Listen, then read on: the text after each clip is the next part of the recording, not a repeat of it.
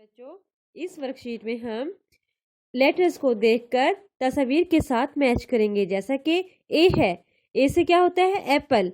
अब हम ए से एप्पल को मैच करेंगे। जी हाँ, आगे है बी। बी से क्या बनता है? बटरफ्लाई। और बटरफ्लाई को ढूंढेंगे और बी के साथ मिलाएंगे। जी हाँ, अब मैंने बी को बटरफ्लाई के साथ मैच किया। नेक्स्ट है सी। क्या है? सी। सी को हम कैंडल से, कैंडल्स कहाँ पर है? सबसे नीचे, और यहाँ पर मैंने इनसे मैच किया। नेक्स्ट है डी। डी को हम डक से मैच करेंगे। डक कहाँ पर है? बटरफ्लाई के नीचे, वहां पर हमने इसको डी से मैच किया। आगे है ई। ई एलिफेंट। एलिफेंट कहाँ पर है?